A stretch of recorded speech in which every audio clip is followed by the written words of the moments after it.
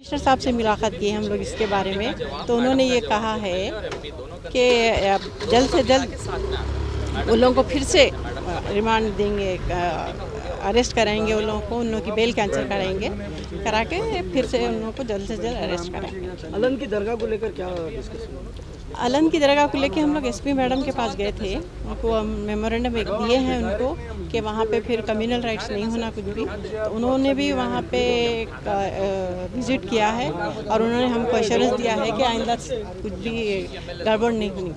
तो इस बात का एश्योरेंस है कि दोबारा वहाँ इंशाल्लाह। जी हाँ जी। मैडम, मुजम्मिल के केस को क्या आपने किया, क्योंकि कईयों सवाल कईयों मीडिया भी उठ रही है कि मुजम्मिल के केस मुजम्मिल के लिए हम लोगों ने बहुत ज़्यादा प्रेशर डाला है उन पर। आज बाबा भी बात कर रहे थे उनसे कि जल्द से जल्द उसका मसला हल करना चाहिए, क्योंकि 20-25 दिन हो गए उसको, तो इसीलिए हम लोगों ने उन पर काफ़ी प्रेशर डाला है और उन्होंने ऑफिसर को भी चेंज किए हैं। इंशाल्लाह ताला जल्द से जल्द इसका नतीजा निकलेगा। उसके नहीं है तो हम लोग ये भी कह के आए हैं कि अगर जल्द से जल्द नतीजा नहीं निकला तो हम लोग भी प्रोटेस्ट करेंगे। और तेगनूर की मस्जिद गफ्फार का जो मसला, वहाँ पर जो गुंडा एलिमेंट्स, एंटी सोशल एलिमेंट्स ताला तोड़कर कुरान मजीद को जलाए थे, उसके ख़िलाफ़ हमने FIR करवाई थी। वो अननोन FIR थी और 24 आवर्स में कल्प्रिट को आइडेंटिफाई किया, उन्हें फिक्स कर जेल को भेजा गया। उसमें थेफ्ट, ट्रेसपासिंग, कम्युनल हार्मनी को डिस्टर्ब करने के सेक्शंस, ऐसे सेक्शंस लगाए गए थे, मगर फिर भी उसे सिर्फ 1-2 दिन में छोड़ दिया गया। हमने सिर्फ कमिश्नर साहब ने जो एश्योरेंस दिया था हमें कि आप इतना सेंसिटिव इशू को इतना पीसफुल तरीके से हैंडल कर रहे हैं, इसके लिए हम अप्रिशिएट करते हैं और आपको एश्योर कराते हैं कि कल्प्रिट को हम स्ट्रॉन्ग सेक्शंस के तहत अंदर भेजेंगे। तो वही बात लेकर आज फिर कमिश्नर साहब के पास हम आए और आकर उनसे पूछा कि आपने एश्योर कराया था हमें, आपने भरोसा दिलाया था हमें कि आप कल्प्रिट को अंदर भेजेंगे स्ट्रॉन्ग सेक्शंस के तहत, मगर 24 आवर्स में 2 दिन में कल्प्रिट्स बाहर जाता है तो फिर क्या मैसेज जाएगा सोसाइटी में।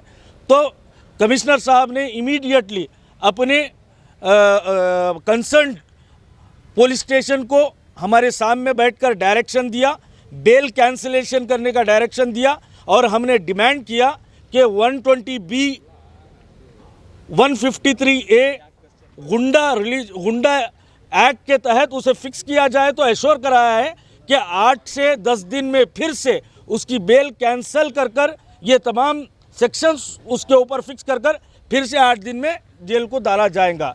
अगर नहीं डाला जाएगा तो गुलबर्गा में मोहतरमा कनीज़ फातिमा साहिबा की लीडरशिप में बहुत बड़े पैमाने पर एहतजाज किया जाएगा। अलन की दरगाह को लेकर क्या इशू है बाबा? क्योंकि देखिए यहाँ पे कांग्रेस का एक MLA है, उंगलियाँ उठाई जा रही है कि भाई एक MLA के होते हुए आसपास के गांव में ये चीज़ें हो रही है। क्या MLA का काम नहीं बनता कि ऐसी चीज़ों को रोकना?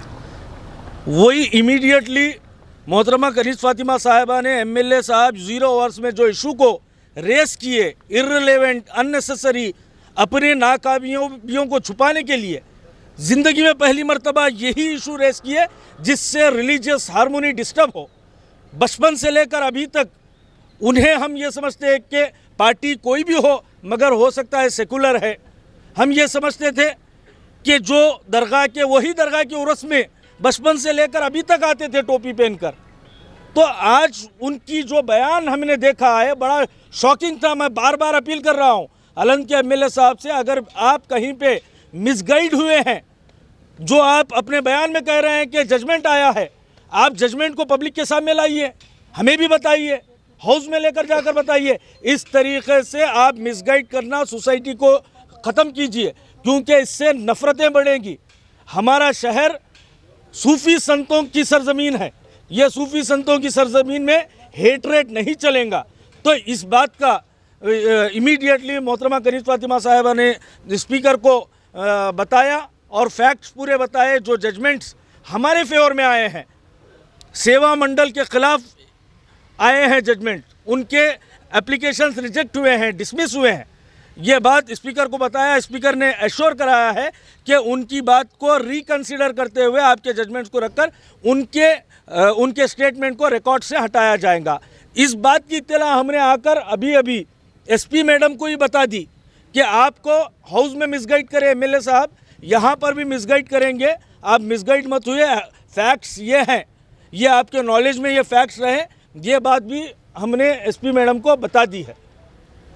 ये बताया जो मामले जो है कई मामले पे आ रहे हैं, जैसा कि मस्जिद का मामला है तो गिरफ्तार करने के बाद रिहा किया गया, और मुजम्मिल का मामला है वो मुकदमा दर्ज होने के, लेकिन अभी तक कार्रवाई नहीं होती पुलिस से, क्यों ऐसा इतना लेट होने?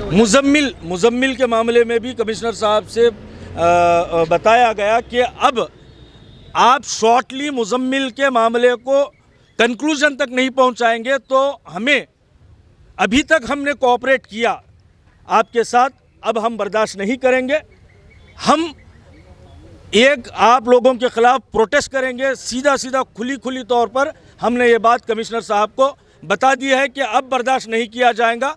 मुजम्मिल का इशू हो या ताड़ तेगनूर का इशू हो या फिर हेवी व्हीकल्स का इशू हो, तो उन्होंने एश्योर कराया है कि इन्वेस्टिगेशन ऑफिसर जो था उसे इमीडिएटली हमारे सामने चेंज कर दिया गया है, दूसरे सीपीआई को अपॉइंट कर दिया गया है। अब थोड़ा सा वक्त पूछे हैं, वक्त दे रहे हैं।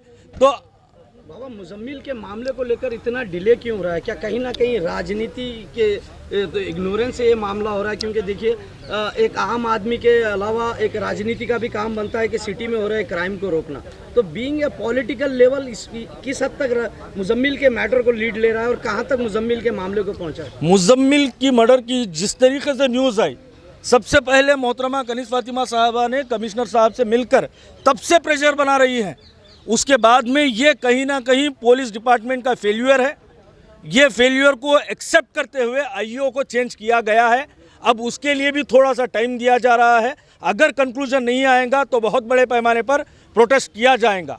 और साथ ही साथ रिंग रोड हेवी व्हीकल्स के ताल्लुक से भी जो डायरेक्शन दिया गया है उसे 100% इम्प्लीमेंट करने के लिए भी डिमांड की गई है।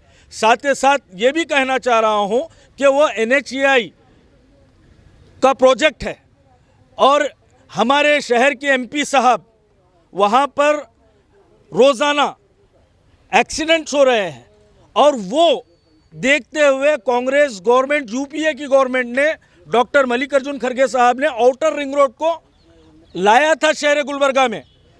Transport minister Nitin Gadkari announce करते हैं कि वो रिंग रोड को कैंसिल किया जाएगा, तो हमारे पास से कोई सवाल नहीं पूछता कि आप आउटर रिंग रोड को कैंसिल क्यों होने दे रहे हैं। आपकी गवर्नमेंट स्टेट में, आपकी गवर्नमेंट सेंट्रल में, आप MP गुलबर्गा डिस्ट्रिक्ट के, हम जो प्रोजेक्ट लेकर आए, डॉक्टर मल्लिकार्जुन खड़गे साहब जो प्रोजेक्ट लेके आए उसको आप कैंसिल होने दे रहे हैं। आप तो नहीं ला सकते और लाएंगे भी नहीं। जो लाए हैं उसको तो संभालो, उसको भी संभाल रहे नहीं। ना जो एग्जिस्टिंग NH रिंग रोड है ना उसको ये कर रहे हैं, ना सबवे बनाया जा रहा है। और यही मैं बार बार यही कह रहा हूँ कि इलेक्शन होने के बाद में हमें पब्लिक रिप्रेजेंटेटिव बनकर काम करना चाहिए, अपनी मेंटालिटी को ब्रॉड करना चाहिए। ये नॉर्थ है, ये साउथ है, ये ग्रामीण है, अगर देखेंगे तो आप ये मत समझिए कि परमानेंटली भारतीय जनता पार्टी की गवर्नमेंट नहीं रहने वाली है। आप ये ख्वाब गफलत में है कि परमानेंट हम ही है, ऐसा नहीं है, परमानेंट नहीं हो सकती।